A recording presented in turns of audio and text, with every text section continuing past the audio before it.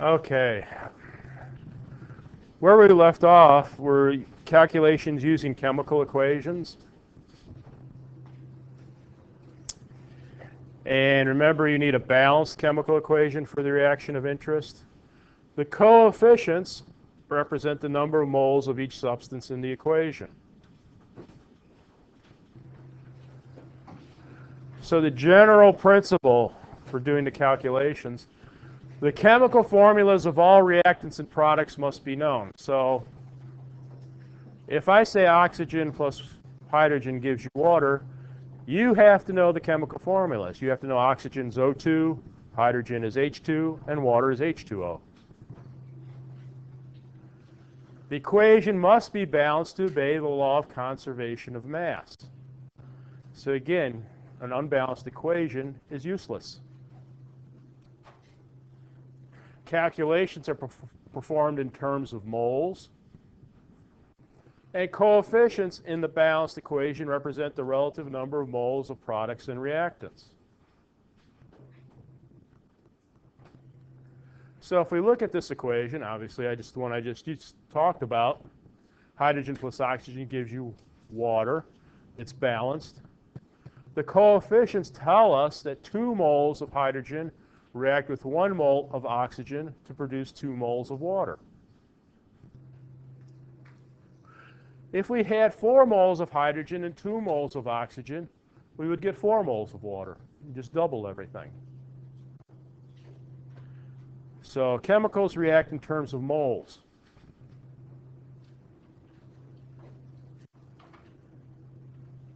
It's easier to do this.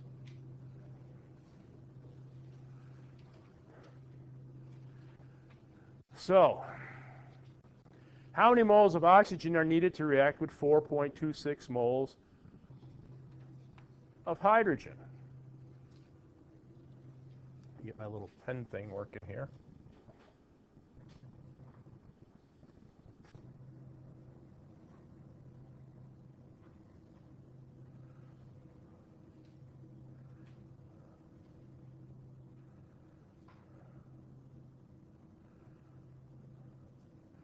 So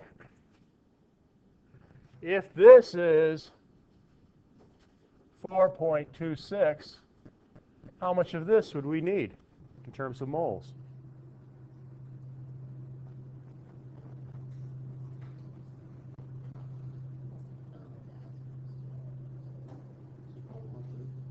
Say what?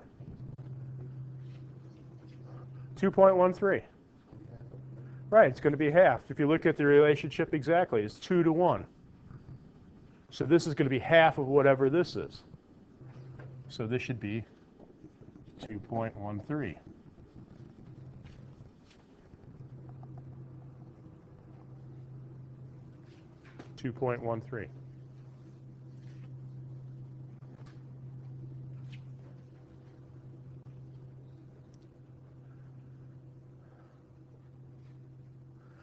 The conversion factor, those digits come from the coefficients in the equation. If you remember our stoichiometric roadmap, that's the moles to moles conversion, where I wrote coefficients.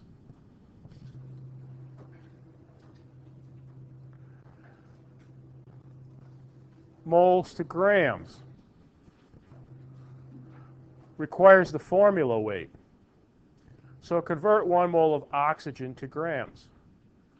You find the molar mass of oxygen, we use your periodic table. Oxygen periodic table is 16.00,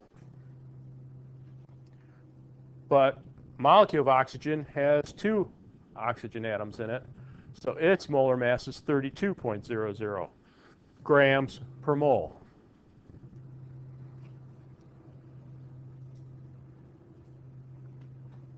So 1 mole of oxygen weighs 32 grams.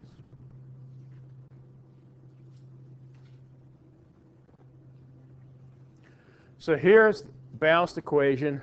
We're burning propane to give us carbon dioxide water. So this tells us 1 mole of propane uses up 5 moles of oxygen, will give us 3 moles of carbon dioxide, and give us 4 moles of water.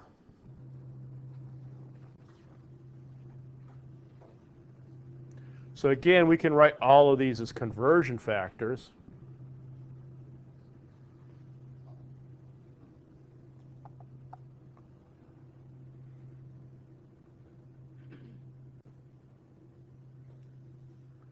So calculate the grams of oxygen reacting 1 mole of propane. Okay. So we have to find out the equivalence between propane and oxygen from the equation. And if you remember, grams of A to moles of A, if you go up, you divide by the molar mass.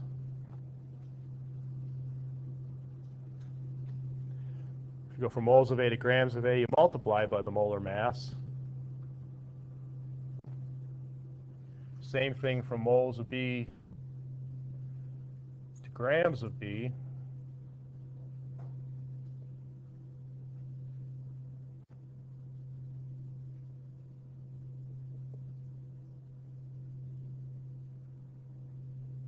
To go from moles of A to moles of B, you use the coefficients.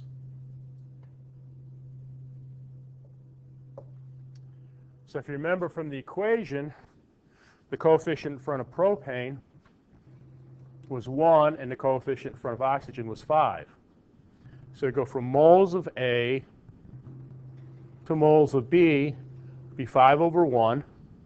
Now we're at moles of B. To go from moles of B to grams of B, you're going to multiply by the molar mass, which would be 32. So it'd be 5 times 32, or 160 grams of oxygen. From the equation. If we go back to the equation, each mole of propane uses 5 moles of oxygen. So when you do the mole-to-mole conversion, there's going to be 1 in front of the propane, 5 in front of the oxygen. And 5 in front of the oxygen, 1 in front of the propane.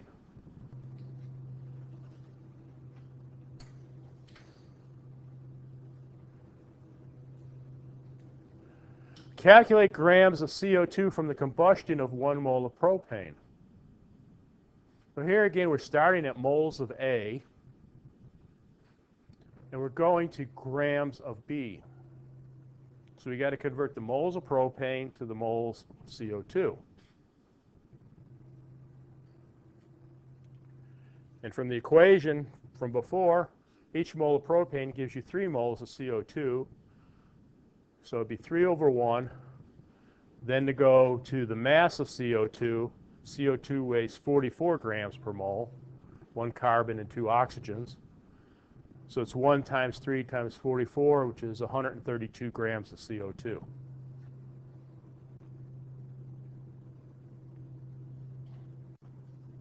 we okay on that? Yes? All right.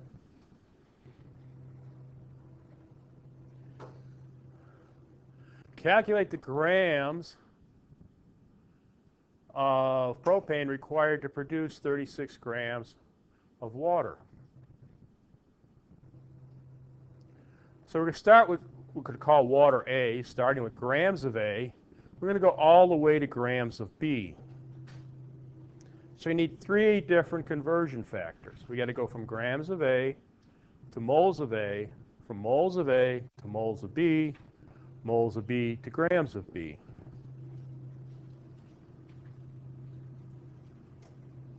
So 36 grams of water. To go to moles of water, you divide by the molar mass. Water is 18.0 grams. Then you do the mole-to-mole conversion. 1 mole of propane is 4 moles of water times the weight of propane, which happens to be 44 per mole of propane. And you do all the math, and you end up with 22 grams of propane is needed to give you 36 grams of water.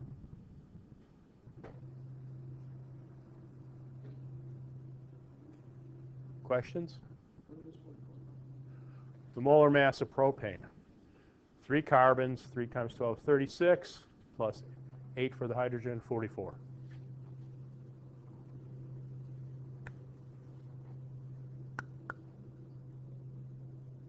Okay?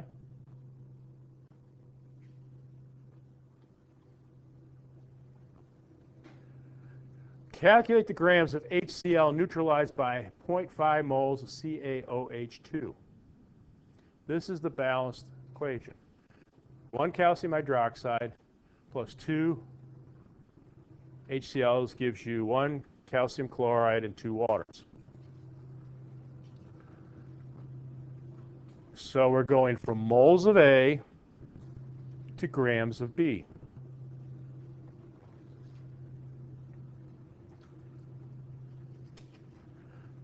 .5 moles calcium hydroxide. Convert it to moles of HCl. The 2 comes here, the 1 comes here. Times 36.5 grams of HCl per mole. Half a mole of calcium hydroxide neutralizes 36.5 grams of HCl.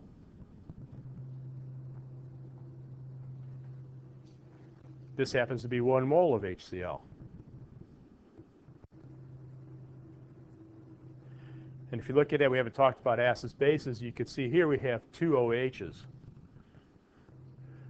So each one neutralizes an HCl. So half a mole of that will neutralize a mole of HCl.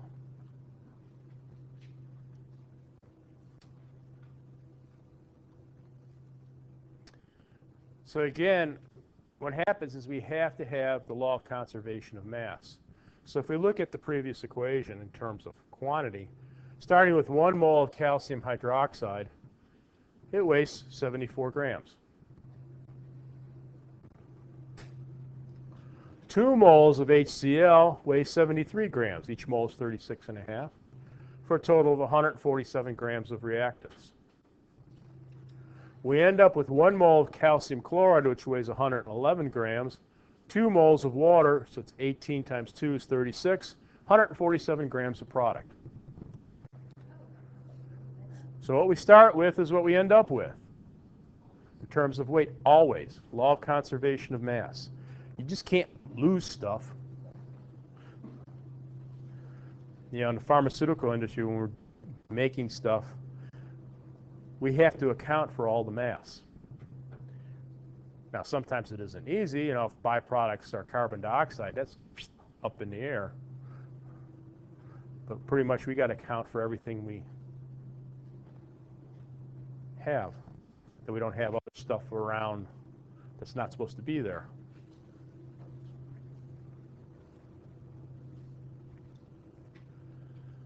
So, general problem-solving strategy. And again, you can use what the book uses, or I put the stoichiometric roadmap on under chapter 4. So it's a printout document.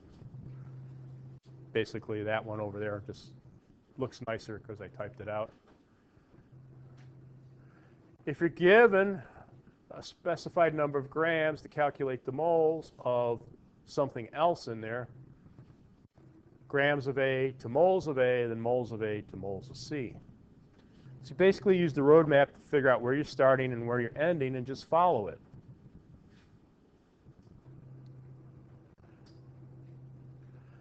And the bottom one there, using volume, they're using volume to and density to calculate grams, then going from grams of A to moles of A to moles of C to grams of C. And from grams of C, if you have the density of C, you can go to volume of C. So we can go back and forth in a variety of things. So Na plus Cl2 goes to NaCl. First thing you knew with equation, you got to balance it. So it's 2Na plus Cl2 goes to 2NaCl. Calculate the moles of chlorine reacting with half a mole of sodium.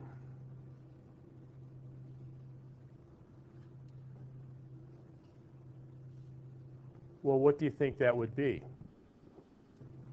where's my little pen here? Starting off with 5.00 moles of Na. I'm going to change it to moles Cl chlorine, Cl2.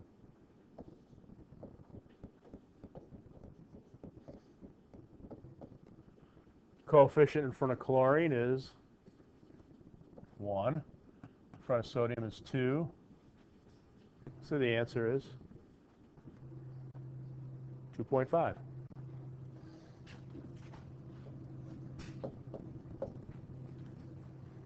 Calculate the grams of sodium chloride produced when 5 moles of sodium reacts with an excess of chlorine. So we have 5 moles of sodium.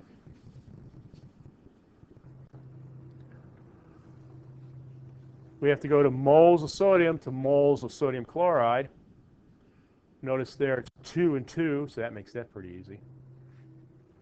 To grams of sodium chloride weighs 58.45. So you end up with 5 times 58.45, whatever that ends up to be.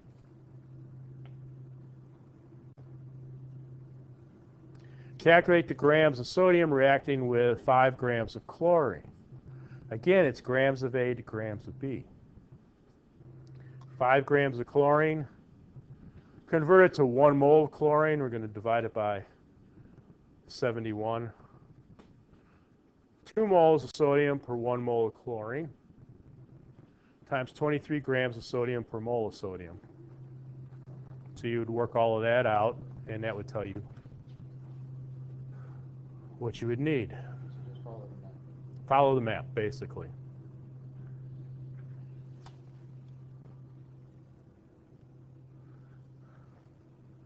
Theoretical and percent yield.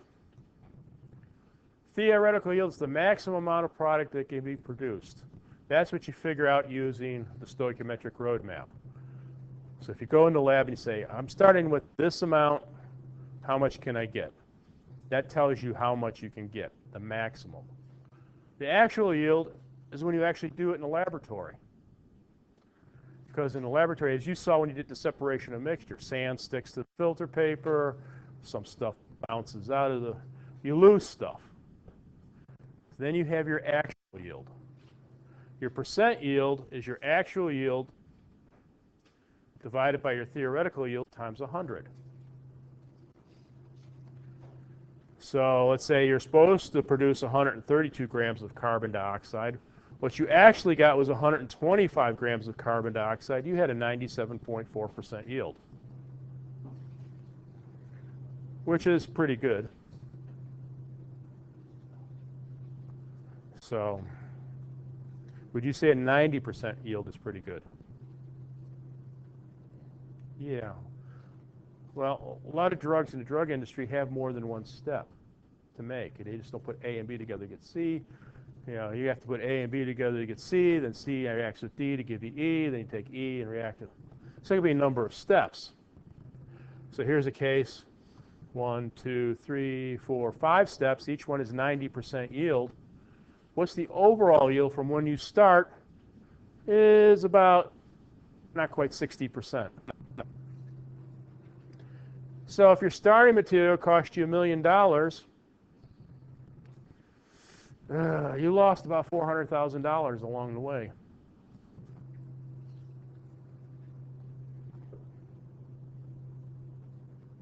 So when you go into the pharmacy and buy your medicine and it's $50, $60 a pill, that's some of the reason.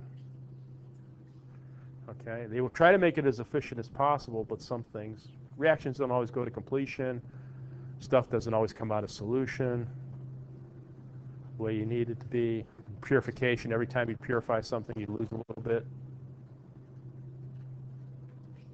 Yeah, it was just 0.9 times 0.9 times 0.9 times 0.9 times 0.9.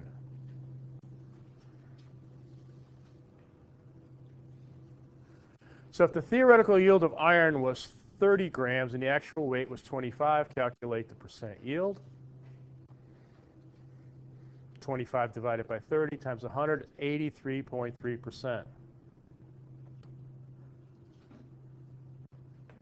If you had 26.8 grams instead of 25, it'd be 26.8 divided by 30.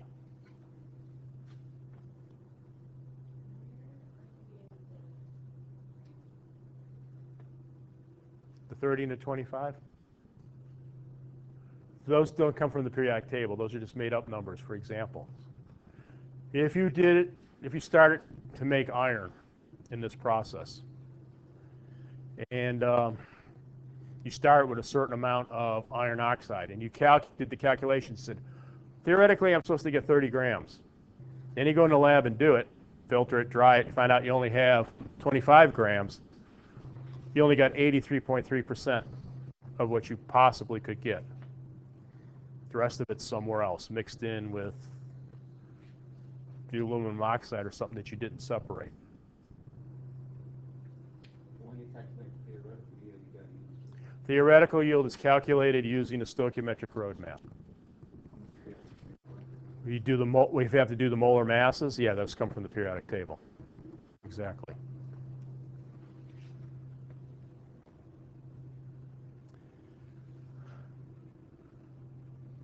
We just did that. Okay, what happened? Okay, that was it for chapter 4. Let's try a couple problems.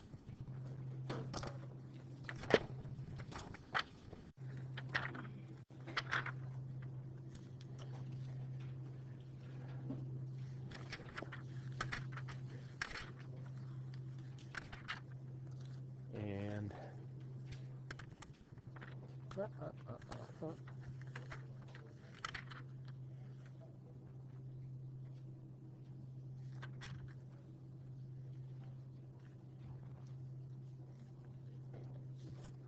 okay, here's one.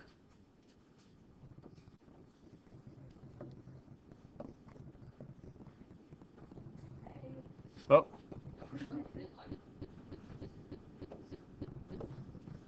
That's too close to the board there. B2H6.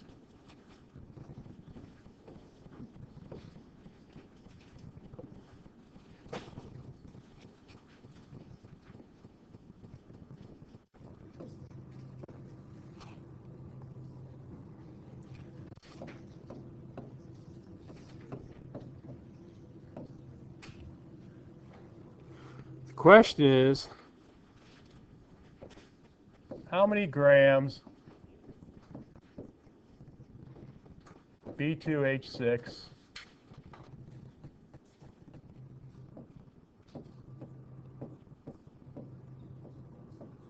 will react with 3.00 moles of O2. All right?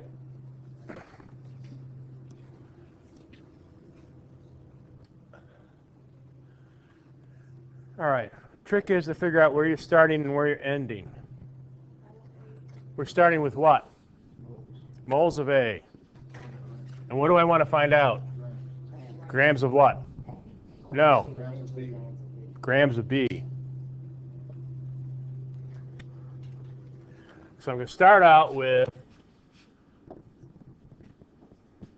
3.00 moles of O2.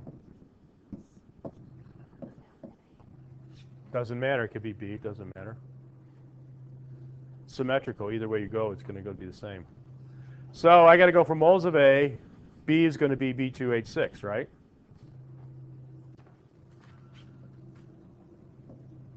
Moles of B2H6.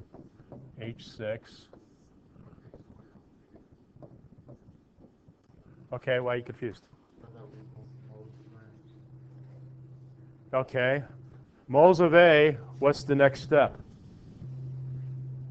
Moles of B. We're trying to go from moles to grams, right? But not, not of A. You're going from moles of A to grams of B. Okay, so is it a different table showing that What page are you on? on page 147?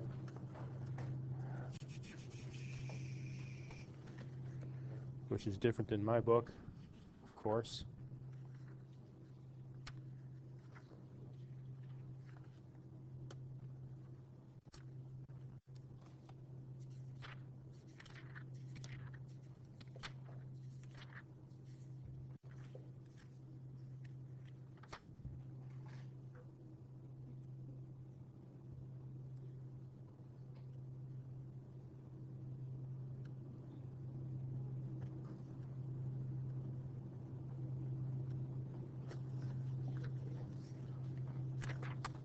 You got I can't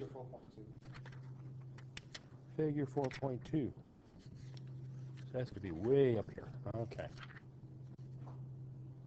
Because I know last time we were using the roman that was Okay, I see what you're saying. Okay. That's just from going from grams to moles in general. And then the particles. You want to be up a little further. So you got to follow the roadmap. Yeah, I'm looking for the roadmap in the book is what I'm asking. The roadmap's not in your book. That's something I created. It's on Blackboard. All right. Yeah, I know it's a little frustrating.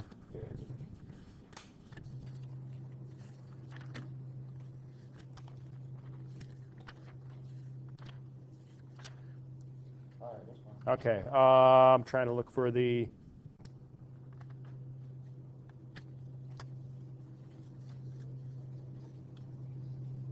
It's probably the different examples like 4.16 and 4.17. That'll give it to you. So now we're at moles. From moles of B2H6, we go to grams of B2H6.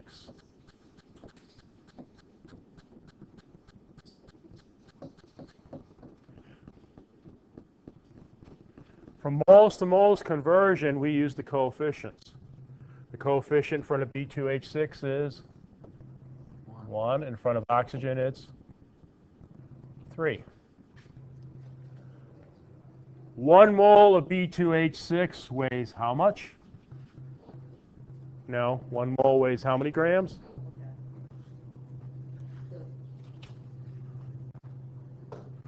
Should be 29.68. Where did you get that from? I made it up. No. How do you figure out the molar mass of any compound? 2 borons.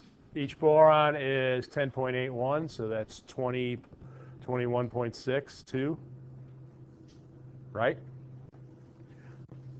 6 hydrogens, 6 times 1 point, in this case 1.008, and you add them up,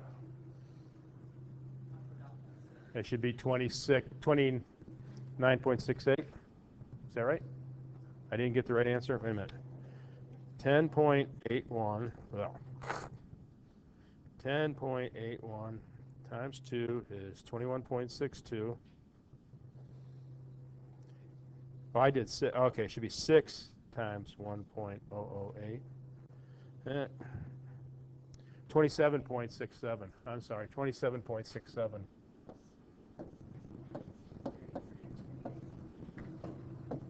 So if you do all the calculations, it should be 26.7 grams. 27.7 grams, rather, 27, right? I rounded it. 3 significant figures. Because the 3 and the 3 cancel, just goes just with 1.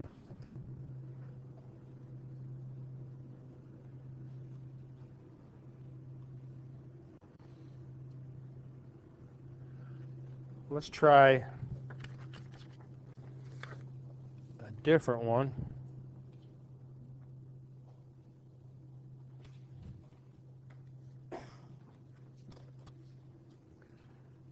calcium hydride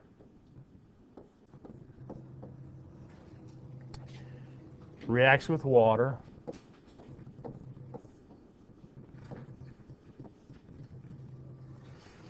Actually, I'll put the 2 there. Give you calcium hydroxide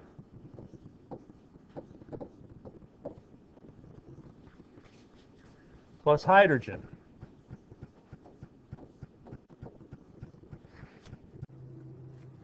I want to know how many grams of hydrogen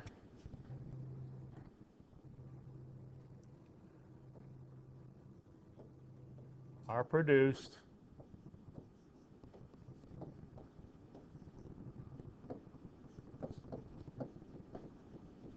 from 1.00 times 10 to the second grams of calcium hydride.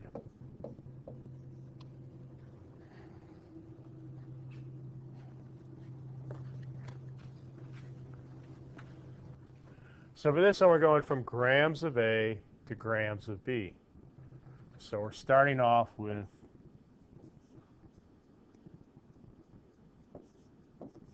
100 grams of calcium hydride. Looking at the map, we have to go to moles of calcium.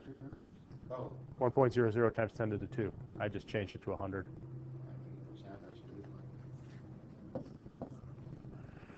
Times moles of calcium hydride per grams of calcium hydride. Use the molar mass. 1 mole was, what did we say it was? 42.094? 096. 42.096. So that on our map is dividing by the molar mass. So now we got to go from moles of A to moles of B. So mole, whatever that is, get rid of that. What? No. No.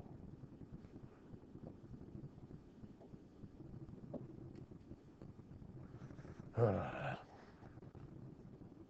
my pen went away. Moles of H2 to moles of calcium hydride.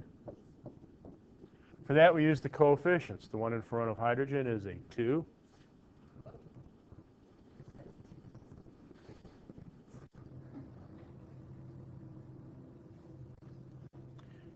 One in front of hydrogen is a 2. One in front of calcium hydride is a 1. Now we're over here. Go to moles of me to grams of B. We multiply by the molar mass of hydrogen. Grams of H2 per mole of H2. 1 mole of H2 is 2.016 grams.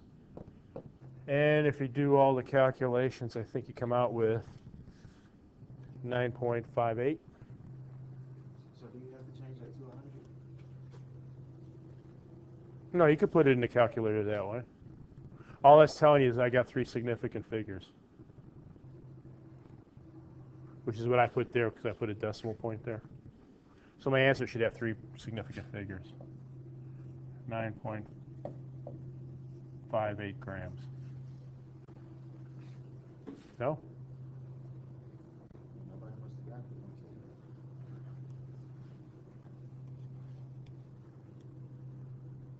Yes? No? Maybe?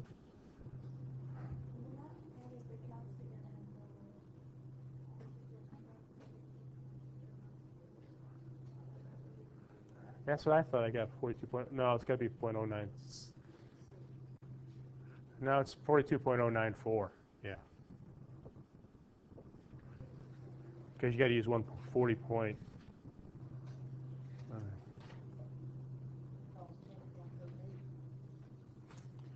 it's not going to make much of a difference either way. 1 divided by 42.094, or 100, I mean, is 2.375 times 2 is 4.75 times 2.016, 9.58.